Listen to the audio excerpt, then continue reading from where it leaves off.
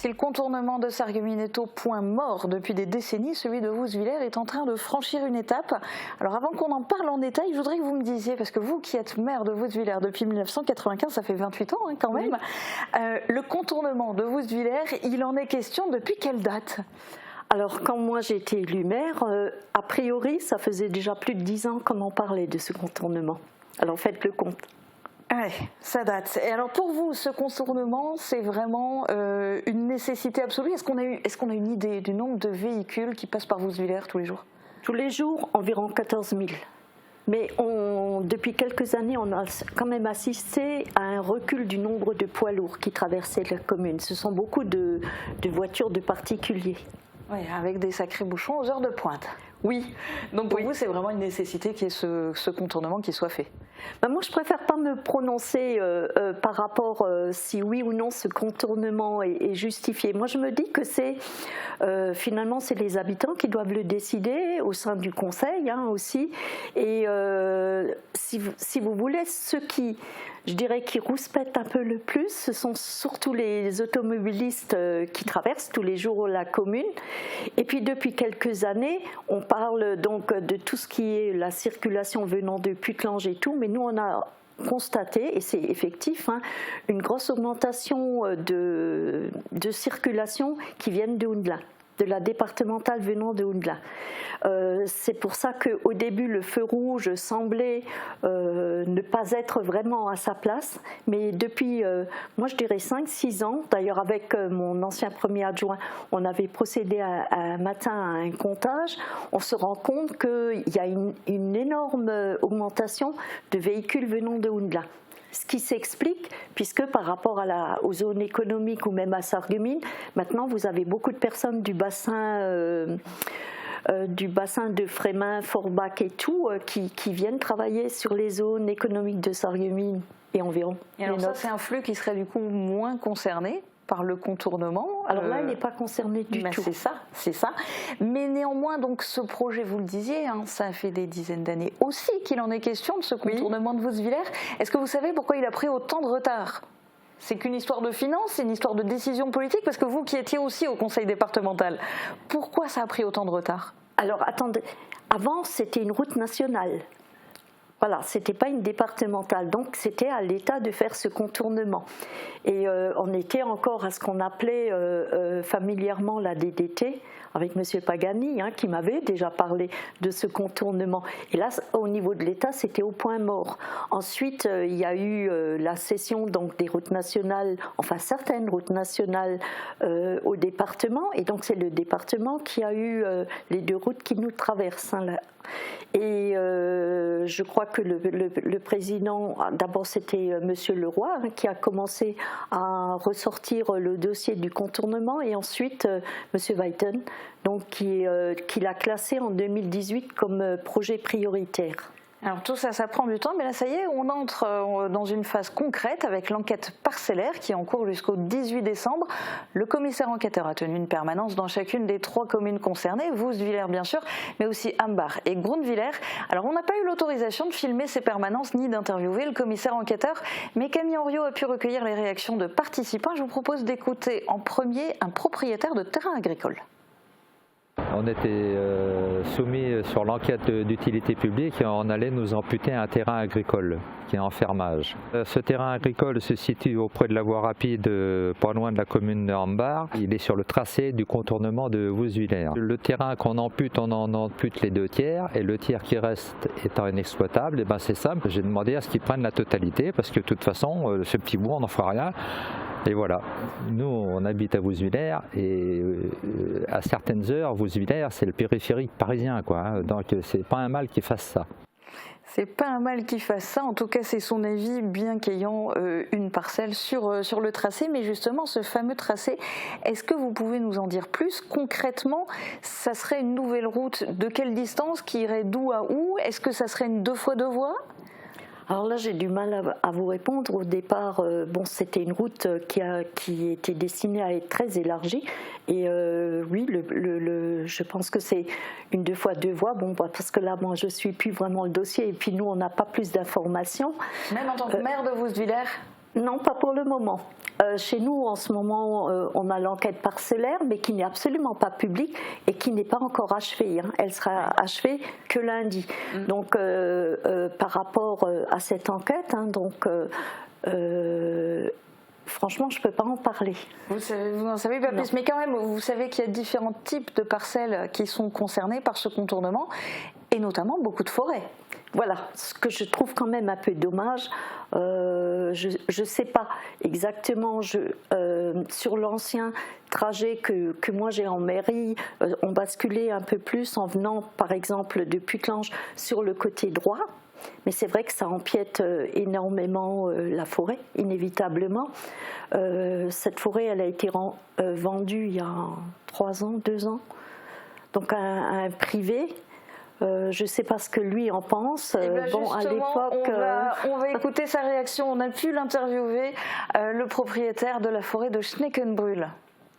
Je suis devenu propriétaire de la forêt de Schneckenbrühl l'année dernière.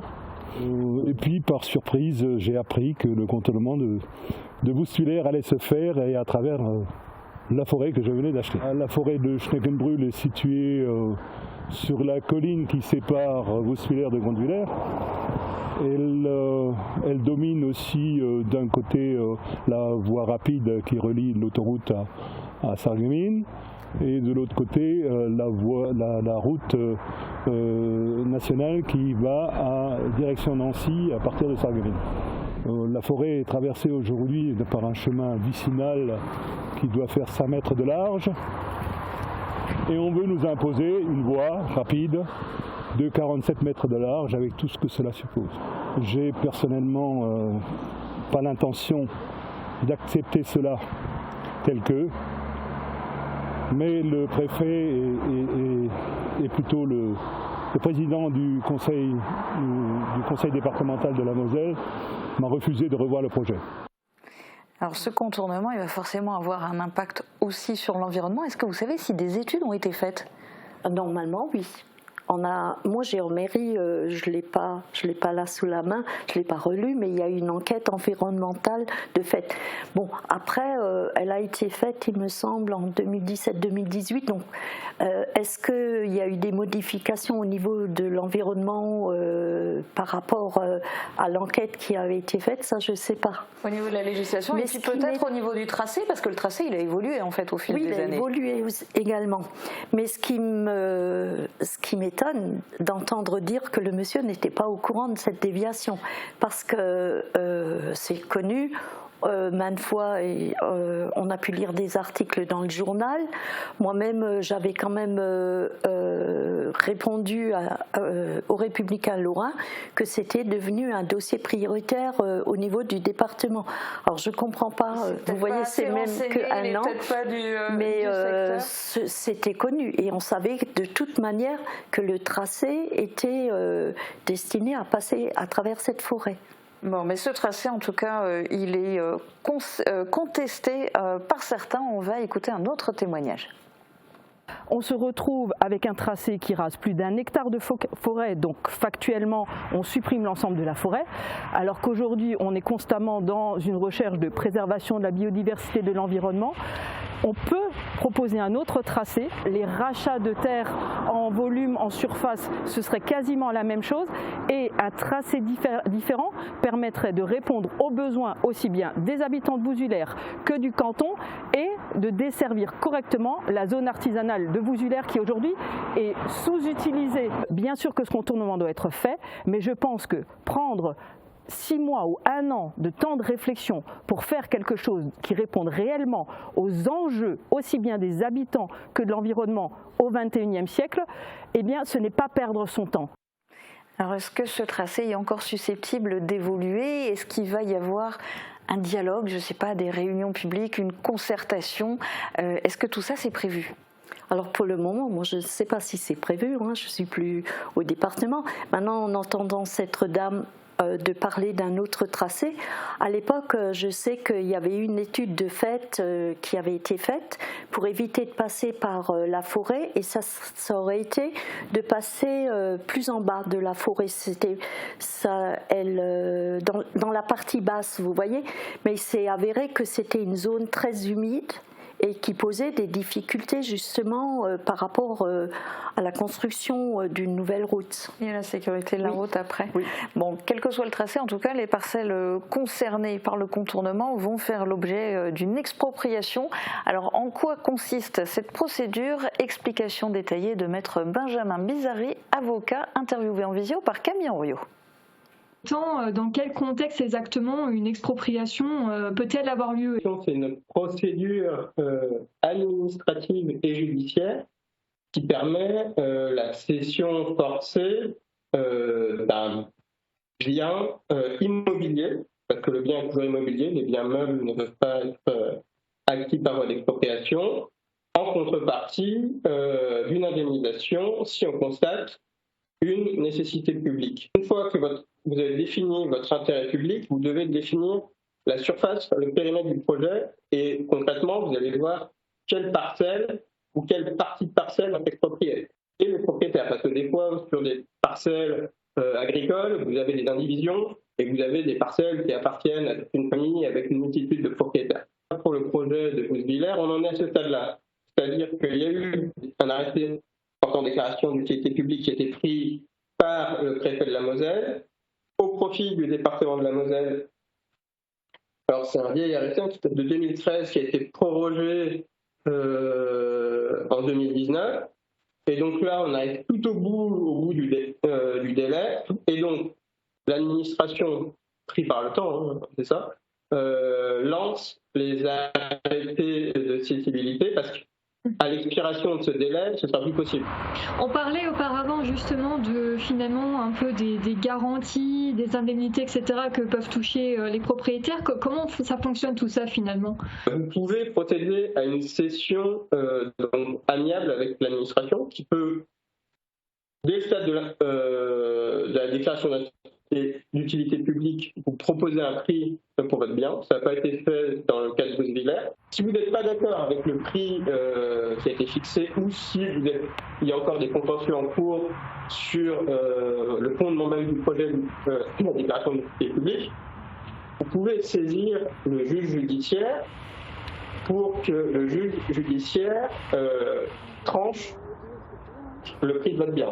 Pour déterminer ce prix, il y a différentes techniques que le juge judiciaire peut mettre en œuvre, des techniques comparatives, le prix du mètre carré en Moselle ou sur un projet un peu similaire, il est de temps, ou si la détermination du prix est plus compliquée, on peut recourir à un expert. Le projet de voie de contournement de Gousvillers, on va encore patienter peut-être pour que finalement un tel projet porté par le département se mette en place demain s'il y a des recours et des contentieux de la part des personnes concernées par cette procédure d'expropriation. Alors, il y aura dans tous les cas un certain délai avant que les travaux ne débutent sur les lieux, puisqu'il faut déjà que cette procédure d'expropriation qui en est à peine à sa moitié arrive jusqu'au bout. Pour l'instant, on n'a pas d'arrêté de cessibilité, donc ces arrêtés ils pourront être contestés devant les juridictions et pour le coup devant la juridiction administrative. Si on conteste devant le tribunal administratif, il faut savoir si c'est long. Une procédure devant le tribunal administratif, c'est grosso modo 24 mois. D'accord, effectivement, ça dure longtemps. Le tribunal administratif de Strasbourg, c'est à peu près le délai. Si vous allez pour l'administratif d'appel de Nancy, c'est à nouveau 24 mois. Si vous allez au Conseil d'État, vous reprenez en fonction... On n'est pas sur des petits délais, ouais.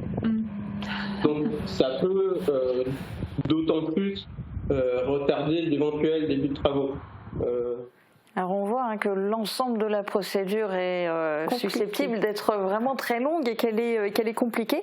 Vous imaginez la réalisation de ce contournement à quelle date? Moi, je donne plus de date. Moi, je suis franche, je donne plus de date. Non, mais ce qui est peut-être regrettable, c'est, je sais pas, parce que bon, comme on l'a dit, hein, les études, elles sont quand même relativement anciennes. Est-ce que ça serait peut-être pas plus simple de revoir? Parce que en plus, on se retrouve confronté. Tout à zéro. Non, pas tout à zéro peut-être, mais peut-être avec les propriétaires. Je pense à la ferme du Schneckenbrühl, hein, où c'est vrai que ce tracé va passer relativement proche de la ferme. Et personnellement, je trouve que c'est un peu regrettable.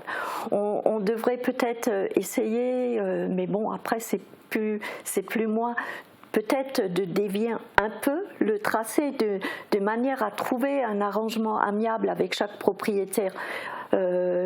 Bien sûr, la circulation, elle est là, c'est un lieu de passage, mais moi je me dis que beaucoup de voitures qui passent chez nous passent également à Puttelange, hein, quand vous voyez la circulation à Puttelange, passe à Ernestwiller. On assiste quand même à une augmentation du trafic venant de Willerwald par la 2x2 voies, qui le matin elle-même est souvent bouchée, hein, puisqu'ils arrivent dans le rond-point et ça crée également des embouteillages. Et c'est là où je rejoins peut-être le fait qu'on devrait avoir cette réflexion très rapide sur le contournement de Sarreguemines, parce que ça, pour moi, ça me semble un tout.